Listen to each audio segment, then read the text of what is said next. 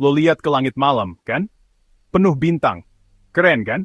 Tapi lo tahu nggak, bintang-bintang itu nggak selamanya ada di sana. Sama kayak kita. Mereka lahir, hidup, terus mati. Ini bukan sulap, bukan sihir. Ini sains.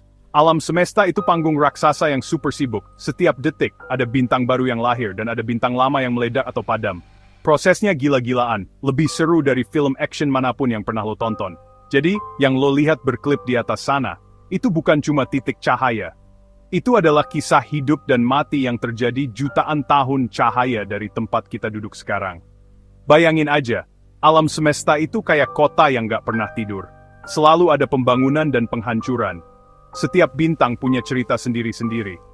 Ada yang hidupnya tenang selama miliaran tahun, ada juga yang hidupnya singkat, tapi berakhir dengan ledakan dahsyat yang bisa menerangi seluruh galaksi. Ini bukan drama, ini fakta. Fakta yang bikin kita sadar kalau kita ini kecil banget di tengah alam semesta yang luasnya nggak kebayang. Tapi justru karena itu semuanya jadi makin menarik buat dipelajari. Kita nggak cuma ngelihatin lampu kelap-kelip, kita lagi nonton siklus kehidupan kosmik yang luar biasa. Gue sering mikir, orang sering menganggap bintang itu simbol keabadian, padahal salah besar. Justru bintang itu contoh paling nyata dari perubahan. Mereka terus bergerak, berevolusi, dan pada akhirnya menghadapi takdir mereka.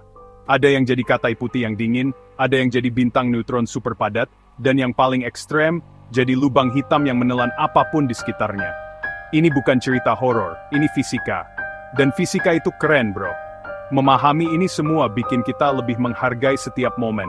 Karena bahkan benda sebesar bintang pun punya batas waktu. Jadi lain kali lo lihat ke langit, coba deh pikirin ini. Setiap titik cahaya itu punya masa lalu, masa kini, dan masa depan. Ada yang baru mulai bersinar, ada yang lagi di puncak kejayaannya kayak matahari kita. Dan ada juga yang mungkin cahayanya kita lihat sekarang, padahal bintangnya udah mati jutaan tahun yang lalu. Gila kan? Kita sebenarnya lagi ngelihat ke masa lalu. Ini bukan cuma soal astronomi. Ini soal perspektif. Ini soal menyadari betapa dinamis dan menakjubkannya alam semesta tempat kita tinggal. Smart people, think about it. Jadi, gimana caranya bintang itu lahir? Prosesnya nggak tiba-tiba muncul gitu aja. Semuanya berawal dari tempat yang dingin, gelap dan sepi. Namanya nebula atau awan antar bintang. Isinya cuma gas, kebanyakan hidrogen, sama debu-debu kosmik. Lo bayangin aja kabut raksasa yang ukurannya ribuan tahun cahaya. Di dalam kabut inilah keajaiban dimulai. Sesuatu, entah itu gelombang kejut dari ledakan bintang lain atau cuma gravitasi, mulai mengganggu ketenangan awan ini. Gas dan debu mulai berkumpul, menggumpal jadi satu di beberapa titik. Gumpalan ini makin lama makin besar dan padat. Karena makin padat, gravitasinya juga makin kuat.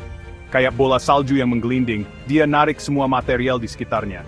Gumpalan ini kita sebut protobintang. Dia belum jadi bintang beneran, masih calon. Tapi di intinya, tekanan dan suhunya mulai naik gila-gilaan. Makin banyak materi yang ditarik, makin panas dan padat intinya. Proses ini butuh waktu jutaan tahun, bro. Bukan proses instan kayak bikin mie.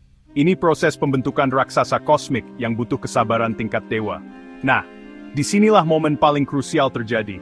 Ketika suhu di inti protobintang itu mencapai sekitar 15 juta derajat Celcius, sesuatu yang luar biasa terjadi. Tekanan dan panas yang ekstrem ini memicu reaksi fusi nuklir. Atom-atom hidrogen mulai bergabung jadi satu, membentuk helium, dan dalam prosesnya melepaskan energi yang dahsyat banget. Energi inilah yang kita lihat sebagai cahaya dan panas. Blam! Sebuah bintang baru telah lahir. Dia mulai bersinar, mendorong sisa-sisa gas dan debu di sekitarnya, dan memulai hidupnya sebagai bola api raksasa di angkasa. Fakta kerennya, nggak semua gumpalan gas itu berhasil jadi bintang. Kalau masanya kurang gede, intinya nggak akan pernah cukup panas buat memulai fusi nuklir. Jadinya apa? Dia bakal jadi benda yang disebut katai coklat, atau bintang gagal. Dia agak bersinar sih, tapi nggak seterang bintang beneran.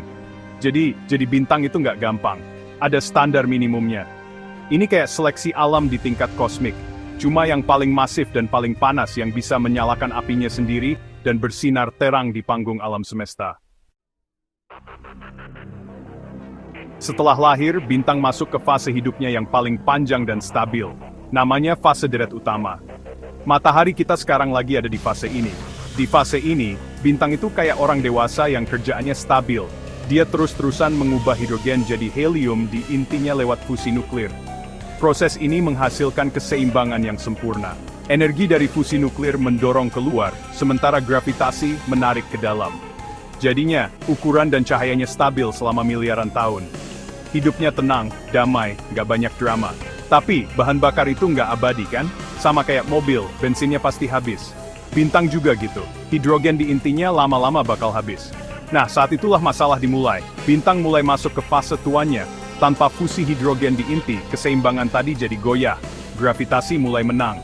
Inti bintang mulai menyusut dan memanas lagi.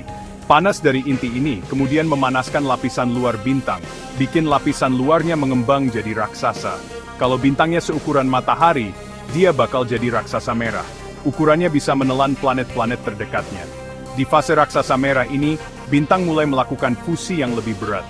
Dia mulai mengubah helium jadi karbon dan oksigen. Ini kayak usaha terakhir buat tetap hidup.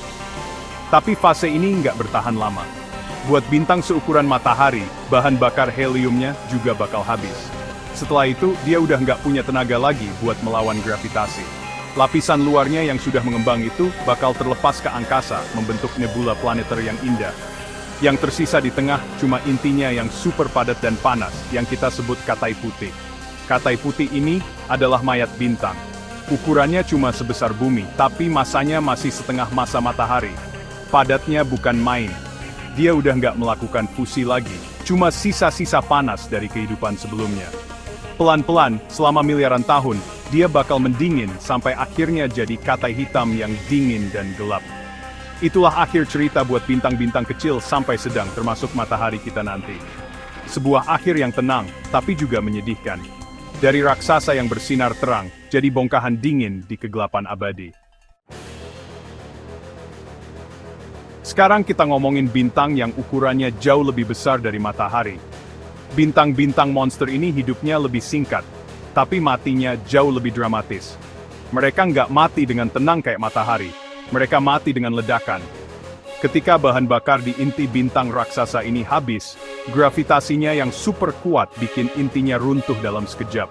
Proses keruntuhan ini menciptakan gelombang kejut yang luar biasa kuat, yang kemudian meledakkan seluruh lapisan luar bintang ke angkasa.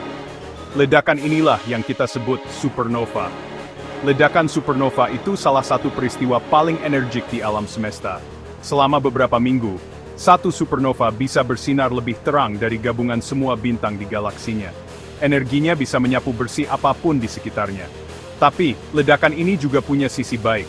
Ledakan supernova menyebarkan elemen-elemen berat yang terbentuk di dalam inti bintang, seperti besi, emas, dan uranium, ke seluruh penjuru galaksi. Semua elemen berat yang ada di bumi, termasuk yang ada di dalam tubuh lo, itu asalnya dari ledakan supernova miliaran tahun yang lalu. Jadi, kita semua ini terbuat dari debu bintang, secara harfiah. Setelah ledakan supernova, nasib inti bintang yang tersisa tergantung pada seberapa besar masanya. Kalau masanya nggak terlalu ekstrem, dia bakal jadi bintang neutron. Ini adalah salah satu objek paling aneh di alam semesta. Bayangin massa 1,5 kali matahari dipadatkan jadi bola sekecil kota Jakarta. Padatnya nggak masuk akal. 1 sendok teh materi bintang neutron itu beratnya bisa miliaran ton. Gravitasinya juga gila-gilaan, dan beberapa di antaranya berputar sangat cepat, memancarkan gelombang radio seperti mercusuar kosmik. Tapi kalau massa intinya lebih besar lagi, bahkan tekanan neutron pun nggak sanggup menahan gravitasi. Inti bintang itu bakal terus runtuh sampai jadi satu titik dengan kepadatan tak terhingga. Titik inilah yang kita sebut lubang hitam. Gravitasinya sangat kuat sampai-sampai cahaya pun nggak bisa lolos. Dia jadi monster tak terlihat yang menelan apapun yang terlalu dekat. Jadi, bintang yang tadinya sumber cahaya terbesar bisa berakhir jadi sumber kegelapan terbesar.